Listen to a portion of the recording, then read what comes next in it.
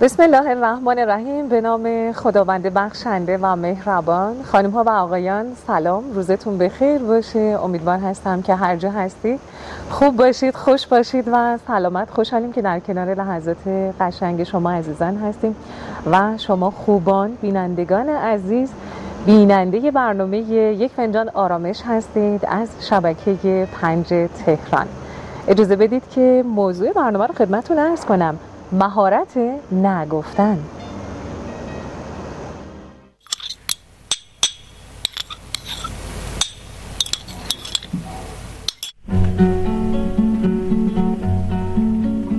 برای داشتن یک زندگی مستقل و موفق لازم است که مهارت‌های زیادی را یاد بگیریم که یکی از این مهارت‌ها توانایی نگفتن است. بسیاری از افراد به خاطر اینکه اعتماد به نفس اندکی دارند و یا به دنبال جلب رضایت اطرافیانشان هستند، در بکارگیری این مهارت مشکل دارند. اما این افراد باید بدانند هنگامی که هیچ میل، علاقه یا نیازی به موضوعی ندارند، نباید خود را ناچار به پذیرفتن خواسته های دیگران و بله گفتن نمایند. نگفتن همیشه محدود به پاسخهایی که به درخواست یا پیشنهاد دیگران میدهیم محدود نیست، بلکه در برخی موارد باید به خودمان هم نبگوییم. چرا برخی افراد از نگفتن هراس دارند؟ اعتماد به نفس پایین، عدم توانایی در شناخت موقعیت‌ها و تصمیم گیری درست، احساس نیاز به پذیرفته شدن در جمع‌های جدید، ترس از پس زده شدن در گروه‌های دوستان و همسالان، آگاه نبودن از تمایلات و خواسته‌های قلبی، خجالتی بودن و رودربایستی. چه افرادی مهارت نگفتن دارند؟ افرادی که قاطع هستند و روی حرفشان میمانند، در باورها، برنامه‌ها و تصمیم‌هایشان تردید نمی‌کنند، اعتماد به نفس بالایی دارند، برای زندگی و زمانشان برنامه‌های مشخصی دارند، راه رسیدن به اهداف و آرزوهایشان را برای خودشان ترسیم کردند. چگونه مهارت نگفتن را در خودمان تقویت کنیم؟ 1. والدین بهتر است که از کودکی مهارت نگفتن را به فرزندانشان بیاموزند. 2. مشخص کردن اهداف و برنامه‌ها به تقویت مهارت نگفتن کمک می‌کند. 3. اعتماد به نفس خود را تقویت کنید. 4. نگفتن را با تمرین در مسائل جزئی تر آغاز کنید. 5. اطلاعات و آگاهی های خود را افزایش دهید. 6. به دنبال تایید اطرافیان نباشید. 7. چشم و گوش بسته با جمع هایی که نمی شناسید همراه نشوید و اطمینان داشته باشید که نگفتن روابط اجتماعی و دوستانه شما را مختل نخواهد کرد.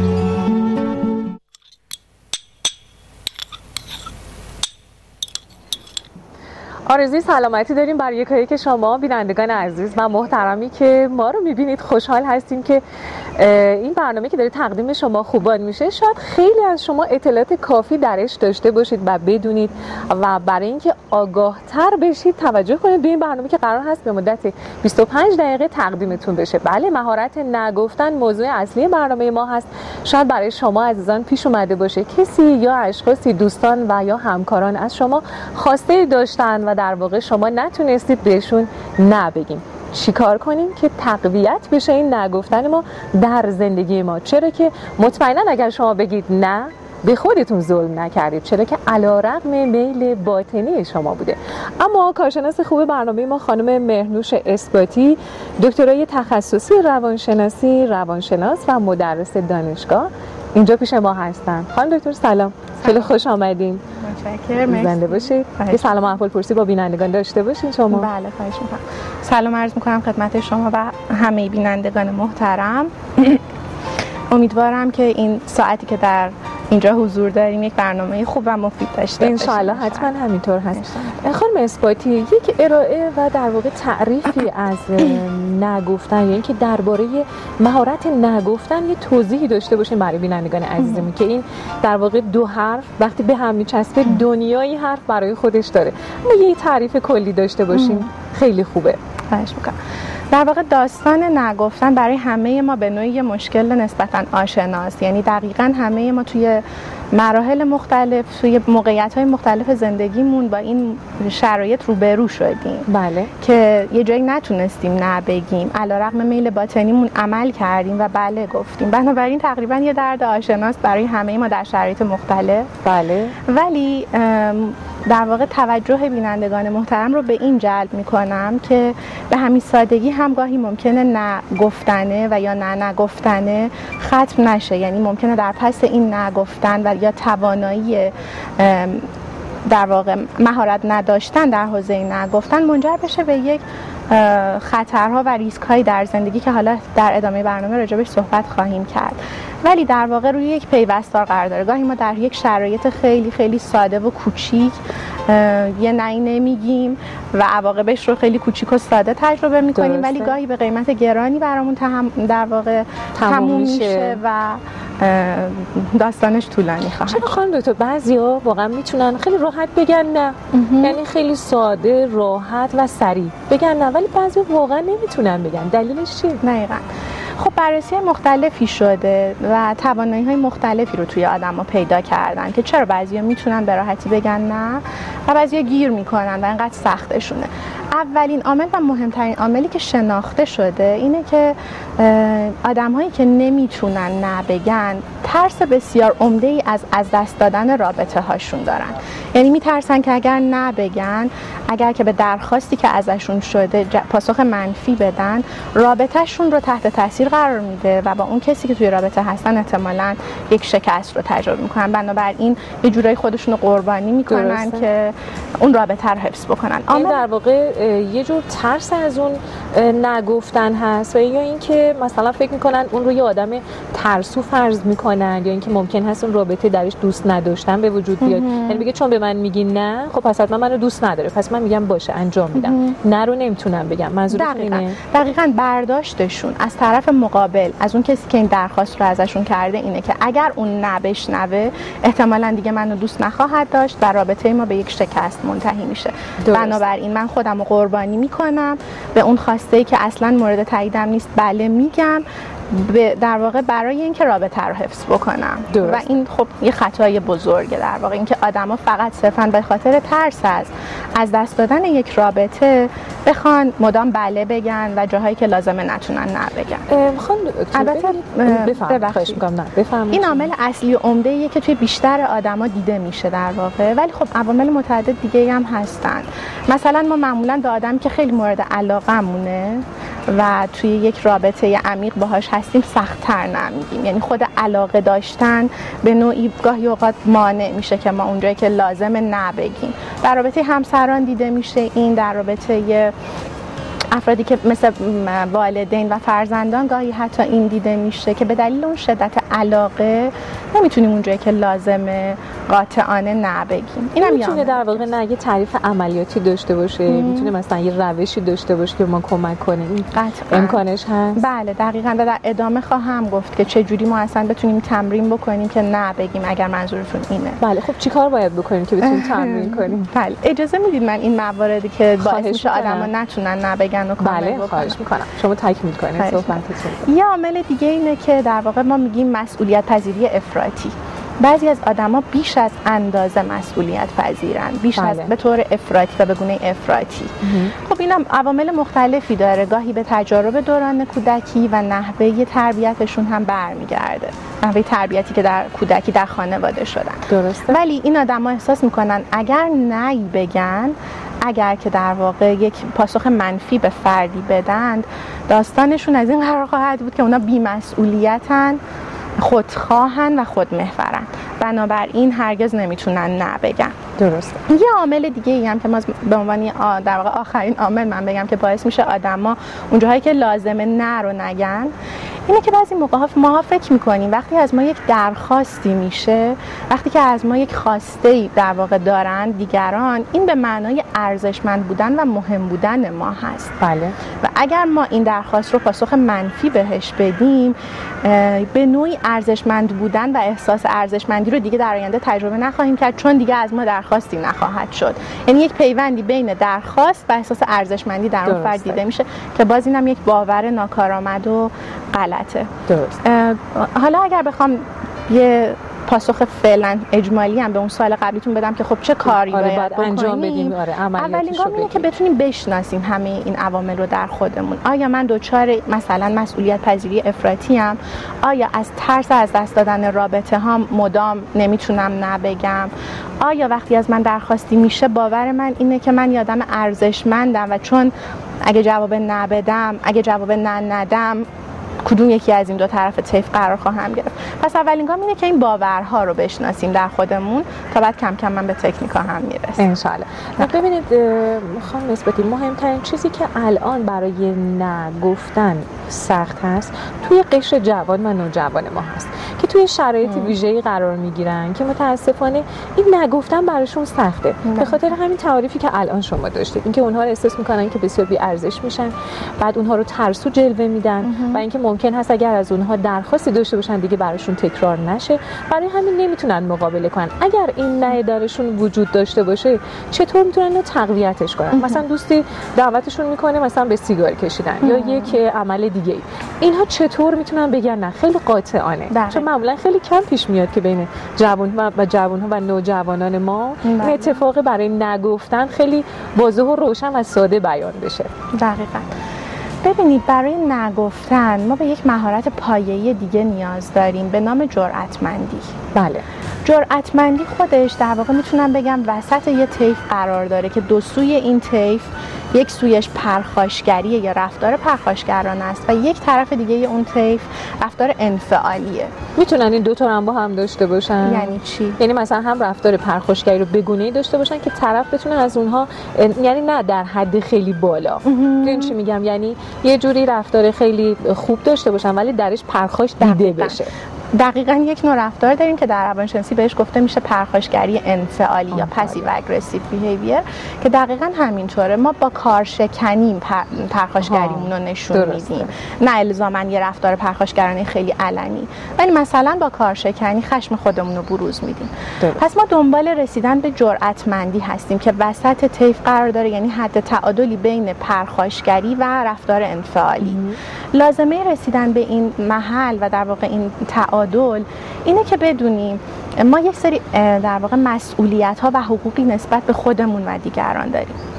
در رفتار پرخاشگرانه آدم‌ها در واقع احساس مسئولیتشون و یا حق مدارن نسبت به خودشون و برای دیگران حقوقی قائل نیستن یا در مقابل دیگران مسئولیتی ندارن.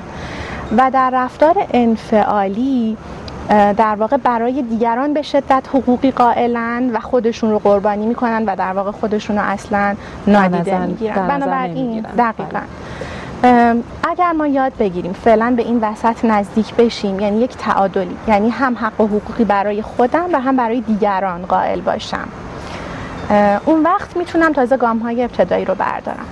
اما در پاسخ به اون سوالتون که نوجوانا و مسئله نوجوانا و تهدیدی که در واقع برای اونا وجود داره، به خصوص در مورد مسائلی مثل تعارف مواد مخدر، تعارف مصرف سیگار، نمیدونم دعوت شدن به مهمونی هایی که ممکنه بسیار خطراتی و آسیب هایی توشون وجود داشته باشه. بله. و نوجوانا به دلیل قرار گرفتن در یک گروه همسال که فشاری از طرف اون گروه همسال بهشون وارد میشه نتونن نه خوب بگن. پایه این نگفتن در خانواده ریخته میشه، یعنی مسئولیت خانواده ها بسیار بالاست در این قسمت. فکر میکنم از زمان کودکی باید این شروع بشه. دقیقاً. همونطور که مثلا مادر پدر به بچه‌ها میگن که عزیزم مثلا اگر مهمان اومد تو دراز نکن، بلند صحبت نکن، حتما سلام کن. یه سری آدابو در واقع به بچه‌ها یاد میدن. آداب نگفتن من فکر میکنم از همون زمان کودکی رو باید آموزش بدن. حالا ما یه سنی داریم هولوحش 4-5 سالگی در کودکی که بچه‌ها در واقع جزء چرخه رشدشونه، شروع میکنن نگفتن. شما هر خواسته ای ازشون دارین، یه نهی از اون کودک 4-5 ساله میشنوین. معمولا بچه‌ها تو لباس پوشیدن خیلی اذیت میکنن، به نوعی مخالفت دارن با هر خواسته که والدین ازشون یا دیگران دارن. خب این مقطع حساسی هست و اگر به گونه درست در واقع سپری بشه، پایه‌های رفتار جرأتمندانه هم گذاشته میشه. یعنی اینکه والدین بتونن به گونه‌ای رفتار کنن که هم عزت نفس کودک شکل بگیره، هم اعتماد به نفسش به خوبی شکل بگیره و خدشه‌دار نشه، هم در این حال بتونه تمایز قائل بشه بین عزت نفس و اعتماد به نفس و خودمحوری و خودخواهی. درسته.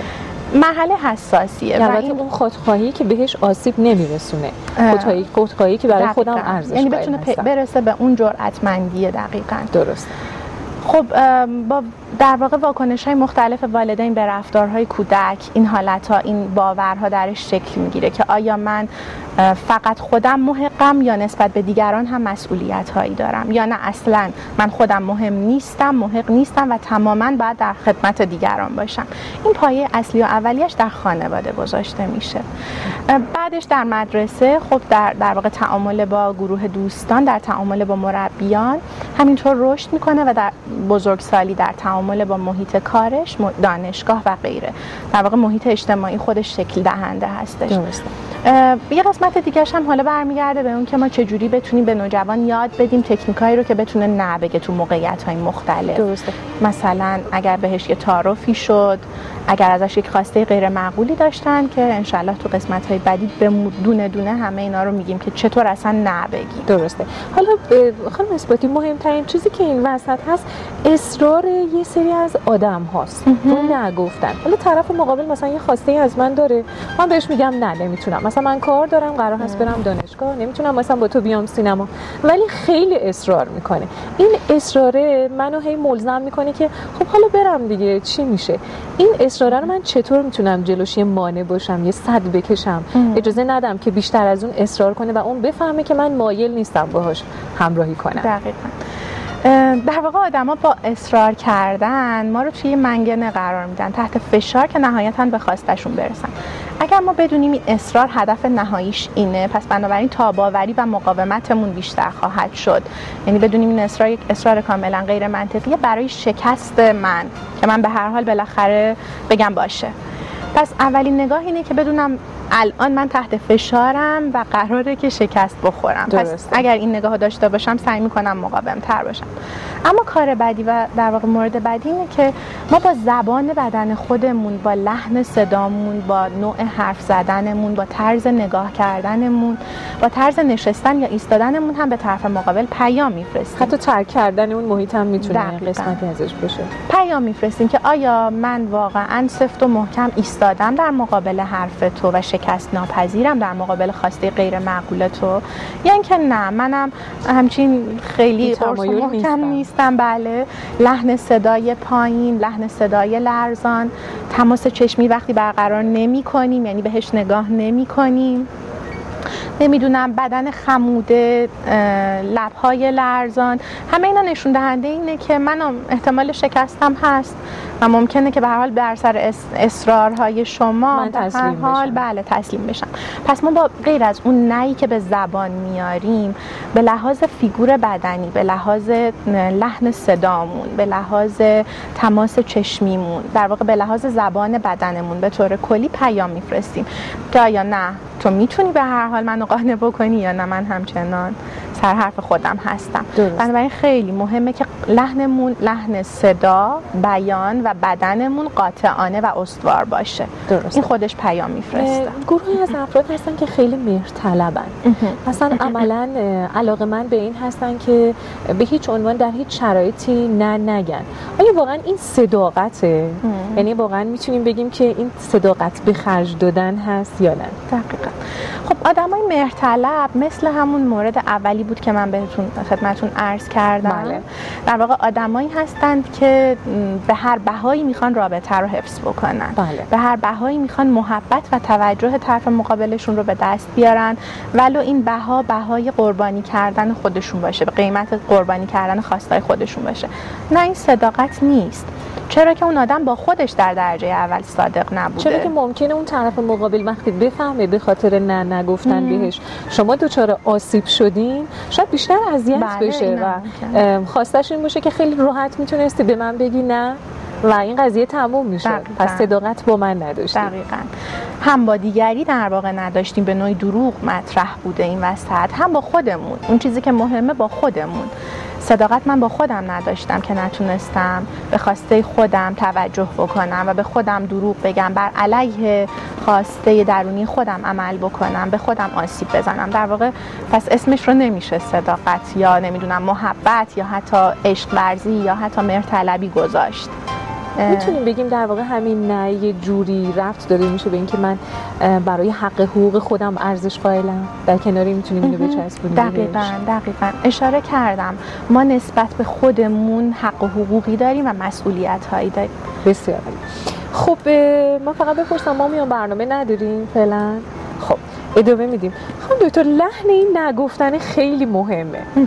آخه به بعضیا مثلا خیلی با لبخند میگی نه، بازم اصرار دارم. من باید در ادامه اون سوالم از شما میپرسیدم، چیزی به ذهنم اومد که ما بینش فاصله انداخت. این لحنه چطوری باید باشه؟ یعنی با لبخند بگیم، با اخم بگیم، خیلی جدی بگیم؟ اون موقعیت شناسی رو ما فکر کنیم که حالا مثلا من بلد نیستم، بلدم بگم نه، اما موقعیت رو نمیدونم چجوریه و اینکه لحن من باید چطور باشه. درسته. دقیقاً اشاره کردیم، به موقعیت خیلی بستگی داره و به درخواستی که از ما میشه خیلی بستگی داره. بدیهیه که اگر درخواست یک درخواست دوستانه و کم هزینه و کم خطر برای من باشه، شاید بتونم با یه لحن نه چندان خیلی قاطع و نه چندان خیلی جدی نبگم. ولی در مواردی کاملا لازمه که لحن من و حالت چهره من قاطعیتم رو انتقال بده تا طرف دیگه نخواد اصرار بکنه. در واقع موقعیت به موقعیت، درخواست به درخواست ما میتونیم این انعطاف پذیری رو داشته باشیم که چقدر قرص و محکم یا چقدر حالا یه مقدار با حالت ملایم تری این نه رو مطرح بکنیم. پس در واقع خیلی بستگی به موقعیت و زمانی که ما درش هستیم و اون آدم که با اون درخواسته. دقیقاً. خب یکی از مهمترین سوالایی که البته به ذهن من میرسه این هستش که فکر میکنم که نگفتن ما از هر زمانی میتونیم شروع کنیم، اما اینی که بخوایم اون رو تقویت کنیم و در واقع راحت‌تر بتونیم به خودمون بقبولونیم، چه راهکارهایی داره؟ ببین چی میگم، مثلا از کارهای کوچیک چه جوری میتونیم شروعش کنیم؟ اولین نکته‌ای که در واقع باید بدونیم اینه که ما در واقع چون عادت کردیم که بله بگیم، سالها با این سبک زندگی کردیم که مدام بله بگیم، ممکنه اولش ایجاد این تغییر برامون سخت باشه، دشواری هایی داشته باشه. پس گام اول اینه که از موارد کوچیک‌تر شروع بکنیم به نگفتن، مواردی که خطر کمتری رو در مقابلش احساس می‌کنیم. مثلا از آدمایی شروع کنیم که رابطه خیلی برامون از درجه اهمیت بالایی برخوردار نیست که نگران فروپاشی رابطه باشیم. پس از موارد کم کوچیک‌تر، کم اهمیت‌تر، مثل اینه که توی خیابون معمولا خیلی اصرار دارن که حتما یه چیزی ازشون بخریم. بله دقیقاً، متکدیان به عبارتی پیش میاد که نگفتن به پدر مادرم خیلی سخته. خانم اثباتی، اینو چی کار باید بکنیم؟ بعضی مواقع آدم همون شرایط احساسی و نزدیک بودن پیش میاد که آدم نمیتونه بگه، ولی عملاً میگیم که برای ما خطر داره و مشکلی به وجود میاد. آیا به راحتی و سادگی گفتن و توضیح دادن مشکل بهتر نیست؟ فکر کنم خیلی کوتاه ما زمان داریم. میخواین این قسمت رو در واقع بعدش جواب بدم؟ فکر کنم پایان برنامه است دیگه، زمان نداریم. درست میگم؟ پایان برنامه است. خب ما فقط فکر کنم یک دقیقه بیشتر فقط یه اشاره به روش‌های نگفتن. ببینید ما میتونیم خیلی موقع‌ها نه رو به صورت یه نه مستقیم و صریح بگیم، یعنی نه نمیتونم و این درخواست رو از من نداشته باش. گاهی میتونیم دلیل نه اون در واقع نگفتنمون رو هم اضافه بکنیم که نه نمیتونم به این دلیل که شرایطش رو ندارم. گاهی میتونیم یک پیشنهادی کنار این نگفتن بذاریم، یعنی نمیتونم الان برات این درخواست رو انجام بدم، ولی مثلا در یه موقعیت دیگه امکانش برام هستش. به گونه‌های مختلف باز میگم در مقابل موقعیت‌های مختلف میتونیم فلکسیبیلیتی یا انعطاف پذیری رو داشته باشیم و نه بگیم. بسیار عالی. خدا کنه واقعا در همه ما وجود داشته باشه. خانم دکتر اثباتی خیلی از شما تشکر میکنم. بسیار ممنون و سپاسگزارم از حضور شما در برنامه. نکات بسیار خوبی گفته شد. امیدوار هستم که همه شما بینندگان عزیز هم تونسته باشید بهره لازم رو از این برنامه برده باشید. خدا نگهدار همه شما باشه. حواستون مراقب خودتون باشین تا برنامه دیگه ان شاء الله پنجشنبه. خدا نگهدار. خدا نگهدار. و برترین سرمایه حیات